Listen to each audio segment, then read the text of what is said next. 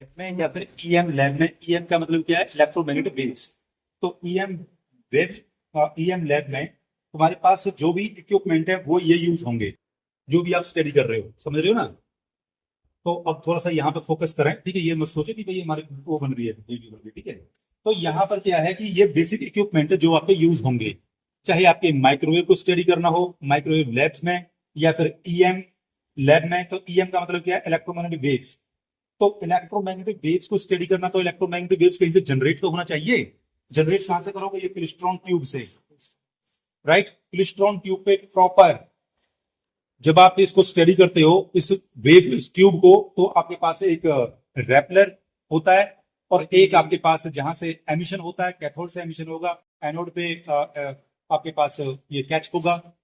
तो एनोड पे एक तरह से एक रेपलर वोल्टेज भी लगा देते हो, तो ऐसे बीम वोल्टेज और रेपलर वोल्टेज वो यहां से आप चेक कर सकते हो, जो इस क्लिस्ट्रॉन ट्यूब के लिए मेंट है। They are basically specifically meant for the klystron tube.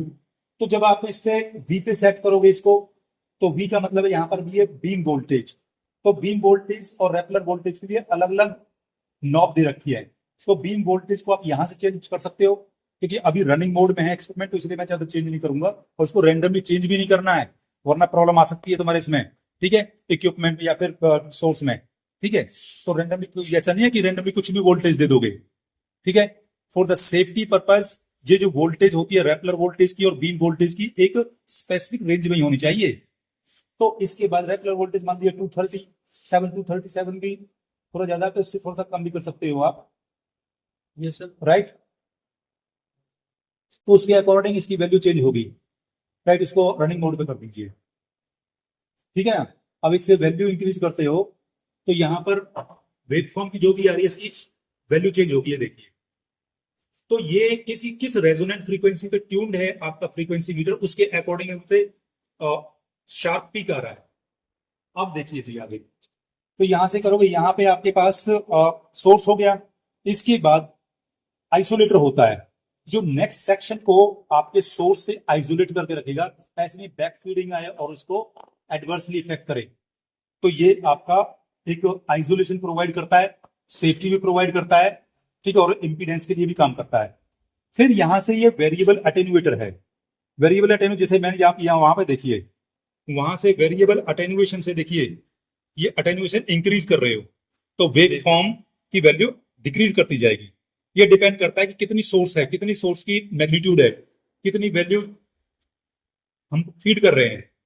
तो वो एक मेजरेबल रेंज में हो, कंफर्टेबल रेंज में हो, तो इसलिए एक अटेन्युएशन प्रोवाइड करते हैं टू द वेव। अगर वेव की पावर कम है तो इसको अटेन्युएशन कम दोगे, और वेव ज्यादा पावरफुल है, मैग्नीट्यूड ज्यादा, तो उसको अटेन्युएशन ज्यादा दोगे, so that it it comes in the measurable range, right. यहां से अब आगे भी देखिए, इसके बाद आता है आपके पास ये स्लॉटेड सेक्शन।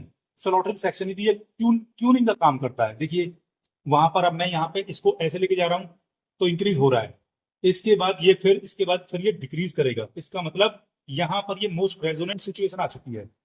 यहाँ पर ये एक मोस्ट रेजोनेंट सिचुएशन है, जहां आपके पास वैल्यू मैक्सिमम जा रही है। बात क्लियर हुई?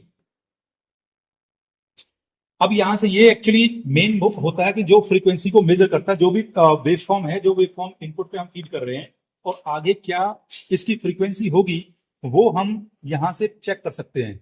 अब देखिए मैं इसको रोटेट कर रहा हूं, तो यहां से इसके बाद इसको और आगे घुमाता हूं, तो अभी कोई फर्क नहीं पड़ रहा, लेकिन ये देखिए ये शार्प डिप आता है इस फ्रीक्वेंसी के बाद। जैसे मैं अब इसके बाद इसको और आगे रोटेट करता हूं in the same direction, then you will find a dip. इस फ्रीक्वेंसी को आपको मेजर करना है, और मेजरिंग मेजरिंग का मैंने आपको तरीका बता दिया कि यहाँ पर 2 लाइनिंग्स होती है, और जहां पर रेड लाइनिंग है वहां पे आपको चेक करना है। ऊपर वाली लाइनिंग पे फ्रीक्वेंसी है, कौन सी फ्रीक्वेंसी? जहां पे रेड लाइन उसको क्रॉस कर रही है, ऊपर वाली लाइन पे, वहां पे चेक करनी है वो फ्रीक्वेंसी, और नीचे वाली पे चेक करनी है, ऐसे कहां पे क्रॉस कर रही है, उन दोनों का एवरेज ले लेना है। वहां से वो फ्रीक्वेंसी आपके पास होगी इनपुट वेव की। इसके बाद यहां पर होता है डिटेक्टर माउंट। जो भी ये फ्रीक्वेंसी सिग्नल, जो भी सिग्नल आ रहा है माइक्रोवेव का या इलेक्ट्रोमैग्नेटिक वेव्स का, वो उसको डिटेक्ट करती है। यहां पर जैसे पिन डायोड लगा दिया, ये आपके डिटेक्टर डायोड्स हैं, ये डिटेक्टर डिवाइस है माइक्रोवेव को जो डिटेक्ट करते हैं, और पावर की फॉर्म में डिटेक्शन होता है। पावर की फॉर्म में ईएमएफ बनता है, उसके अकॉर्डिंग इस प्रोब के थ्रू आपका सिग्नल रीड होता है, राइट। यहां पर मल्टीमीटर या वोल्टमीटर से मेजर नहीं करोगे, क्योंकि ये सिग्नल्स बहुत हाई फ्रीक्वेंसी के होते हैं। तो लो फ्रीक्वेंसी पे तो चलो आप कर लेते हो, मेजर कर लेते हो, कम करंट कर लिया मेजर, वोल्टेज मेजर कर लिया, बट हाई फ्रीक्वेंसी पे ऐसा पॉसिबल नहीं है। ये सिर्फ और सिर्फ आप पावर के फॉर्म में ही मेजर करोगे, और जो कि पावर के फॉर्म में आपके मेजर हो रहा है। और ये हम स्टोरेज ऑसिलोस्कोप पे, डिजिटल स्टोरेज ऑसिलोस्कोप पे शो कर रहे हैं। इसके बहुत अच्छे फीचर्स हैं। इसमें आप इसको आप यहां से स्टॉप कर सकते हो। अभी रनिंग मोड में तो ये स्टॉप कर दिया तो इमीडिएटली इसकी स्टेशनरी वैल्यू हो जाएंगी इंस्टेंटेनियस। जिस टाइम पे मैंने स्टॉप किया था उस इंस्टेंट पे क्या वैल्यूज हैं वो वैल्यू शो कर देगा। उसको आप इसकी पिक ले सकते हो, ट्रेस पेपर से ट्रेस कर सकते हो, राइट। इसका प्रिंट आउट ले सकते हो, पेन ड्राइव में सेव कर सकते हो, वो सारे फीचर्स अवेलेबल होते हैं। बात समझ में आ गई। और जो फ्रीक्वेंसी आ रही है उस फ्रीक्वेंसी को भी यहाँ पे शो कर देगा ये। बट इसमें तो सिंपली हम वेव फॉर्म चेक कर रहे हैं कि कब आपका शार्प पीक आता है और कब आपका एक आपका ये डाउन हो जाता है, ठीक है।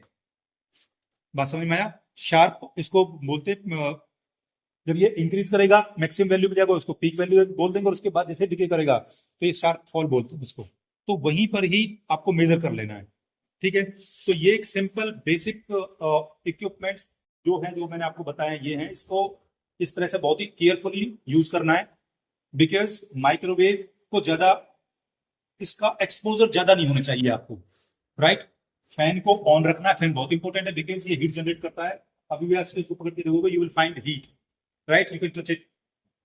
भाई मुकेश तुम देख लो, यहाँ पे इसको टच करके देखो, right. You will find heat. तो इसकी हीट टाइमली लिबरेट होनी चाहिए, timely it should have a cooling. So you need to turn on the fan before doing the experiment, ठीक है जी।